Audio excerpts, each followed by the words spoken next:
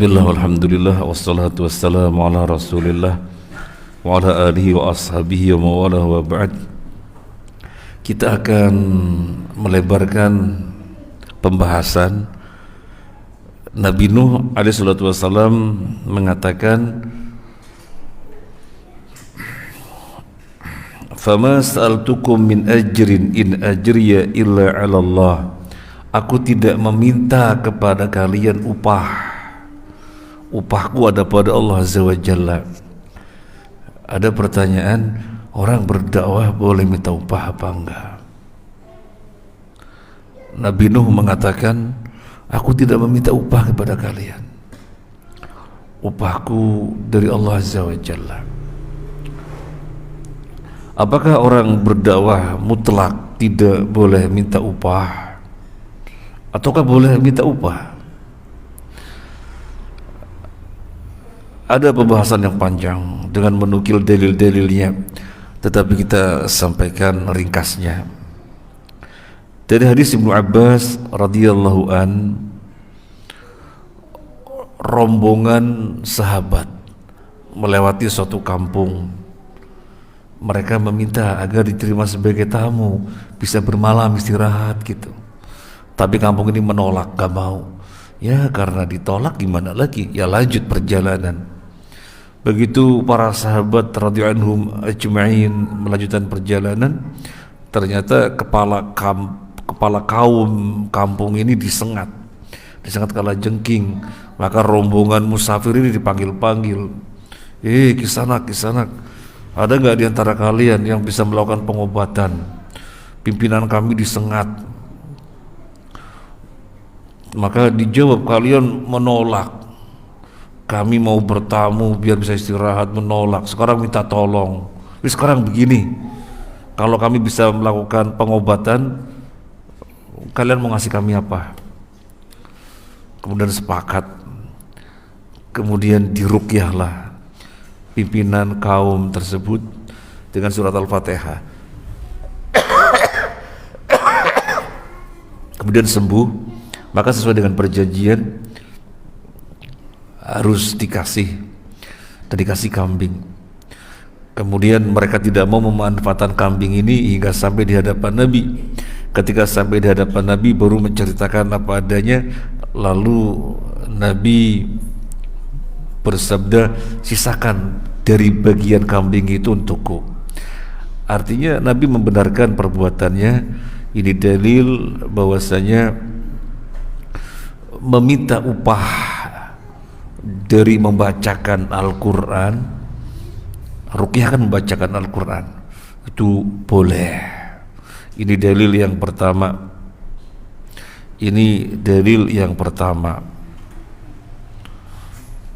Kemudian yang kedua, Sahal bin Sa'id radhiyallahu an,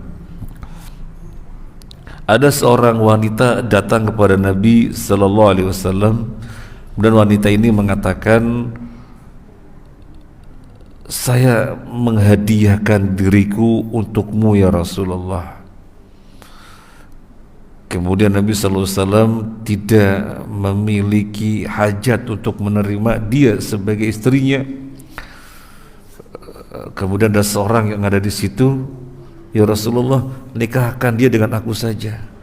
Karena melihat Nabi tidak menginginkan, maka seseorang yang ada di situ mengatakan, ya Rasulullah, nikahkan dia dengan aku saja, atau nikahkan aku dengan dia, zawijniha. Kemudian Nabi mengatakan, beri dia baju sebagai mahar. Aku gak punya baju ya Rasulullah. Loh, kamu gak punya baju? Enggak.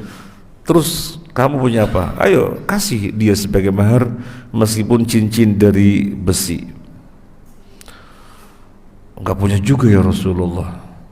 Ini lelaki miskin ini, baju enggak punya kecuali yang dipakai, cincin besi aja tidak punya, boro-boro cincin perak. Akhirnya Nabi mengatakan kepada dia, ma ma'aka minal Qur'an, kamu punya hafalan apa dari Al-Quran? Dia menjawab, ini dan ini ya Rasulullah.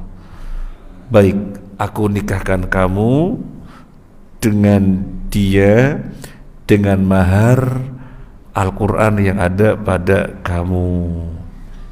Artinya apa? Ajari dia Al-Quran, itu maharnya. Ini dalil bahwasanya boleh meminta upah dari ngajari Al-Quran. Mahar itu kan sesuatu yang bernilai materi. Mahar itu kan sesuatu yang bernilai materi. Ketika sarung pakaian gak punya, cincin gak punya, Nabi memerintahkan ajari dia Al-Quran. Berarti mengajari Al-Quran mengandung materi. Artinya boleh meminta upah, karena mahar itu sifatnya materi.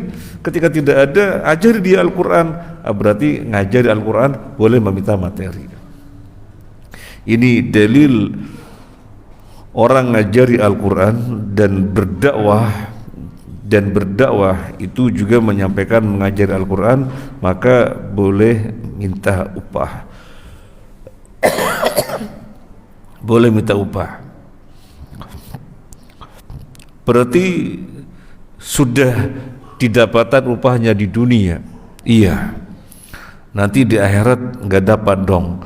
Bisa dapat, bisa enggak. Kita bahas yang berikutnya.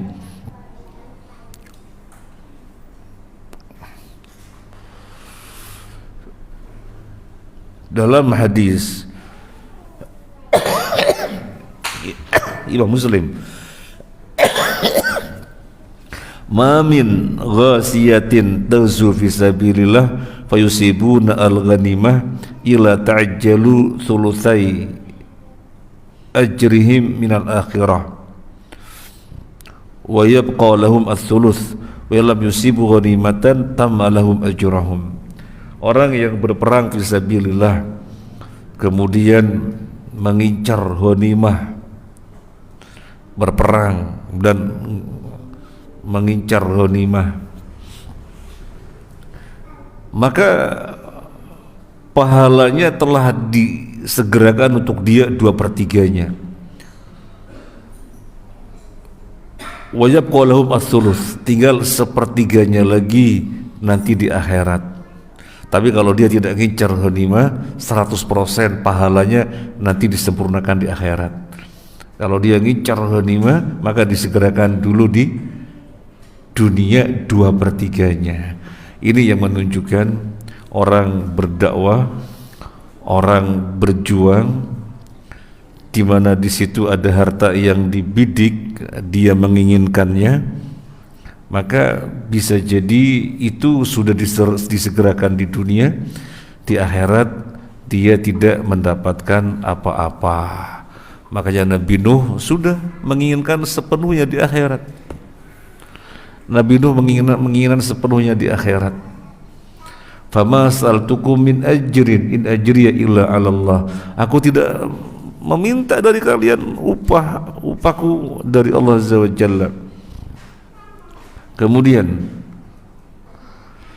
ringkasannya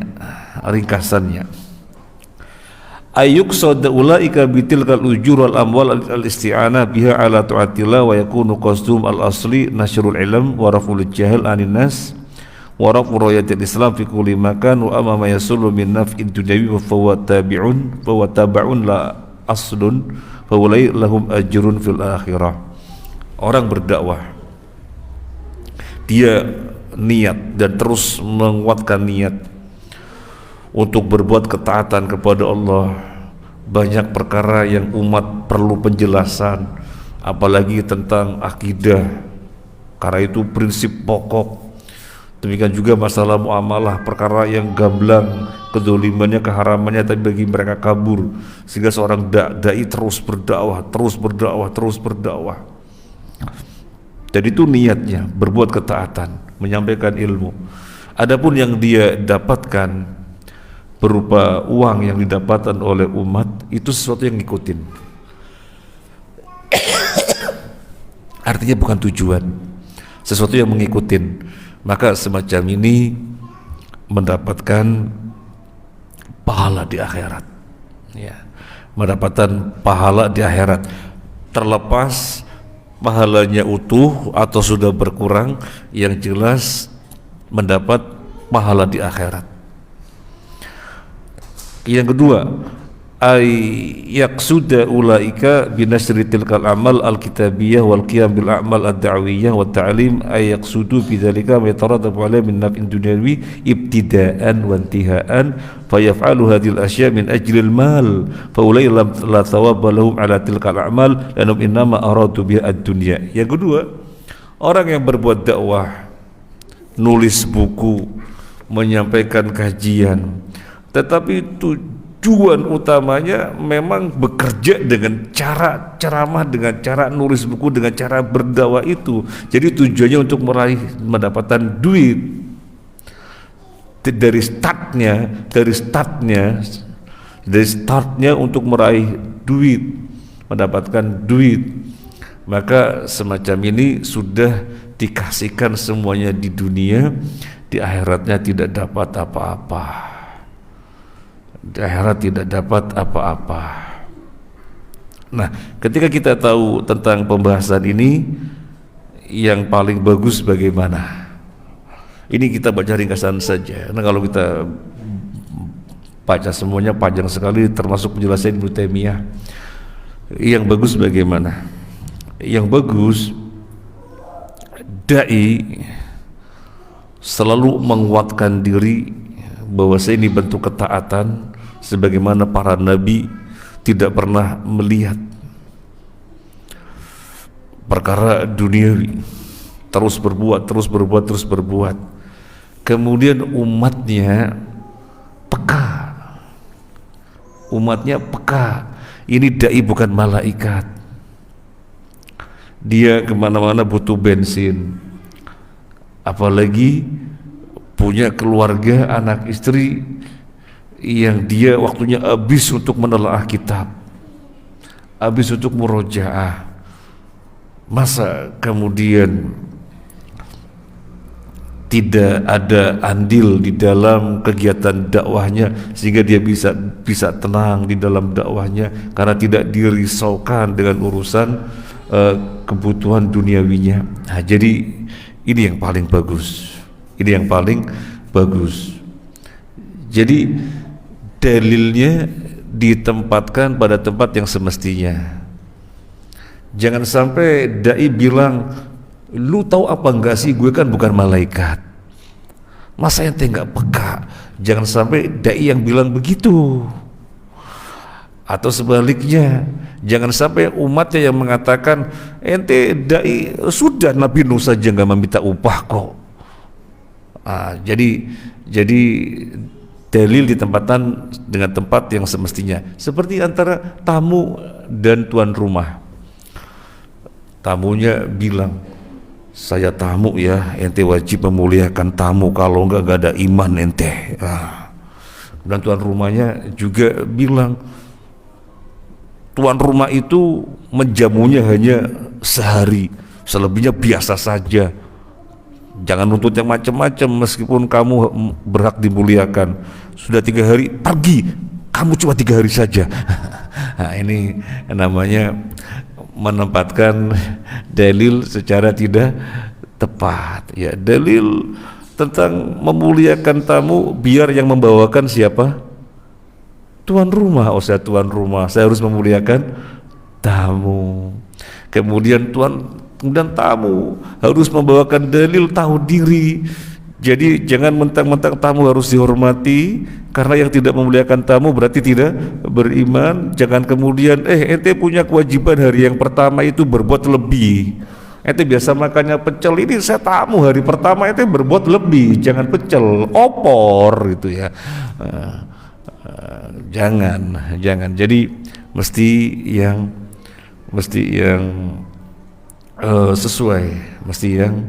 sesuai. Jadi yang dimaksud dengan ucapan Nabi Nuh, fama sa'altukum min ajrin in ajriya illa 'ala Allah, aku tidak meminta kalian upah, upahku ada pada Allah. Bukan berarti kita bawakan nggak boleh ada dai kemudian memikirkan masalah upah. Seandainya meminta itu boleh, seandainya meminta itu boleh. Sebagaimana orang mengajari Al-Quran meminta, sebagaimana orang meruqyah kemudian meminta, sebagaimana orang gak punya harta kemudian untuk menikahi wanita sebagai gantinya adalah ngajari Al-Quran, yang berarti ngajari Al-Quran itu bernilai materi, maka boleh.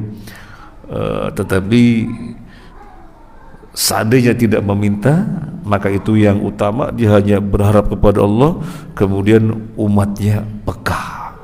Itu yang paling bagus. Yang lebih bagus lagi adalah di Saudi. Yang lebih bagus lagi di Saudi, para dai di Saudi sudah terdata siapa mereka, sehingga dijamin kebutuhannya, sehingga mereka sibuk, yang di perpustakaan, yang berdakwah, yang menulis, itu sudah ideal sekali. Jadi langsung yang turun tangan siapa? Pemerintahnya. Ini bisa kita bahas. Jazakumullah khairan, semoga bermanfaat. Terima kasih banyak atas kebersamaannya. Mohon maaf atas hal-hal yang kurang berkenan, agak batuk dan yang lainnya, mohon dimaafkan. Subhanakallahumma wa bihamdika asyhadu an la ilaha illa anta astaghfiruka wa atubu ilaik. Assalamualaikum warahmatullahi wabarakatuh.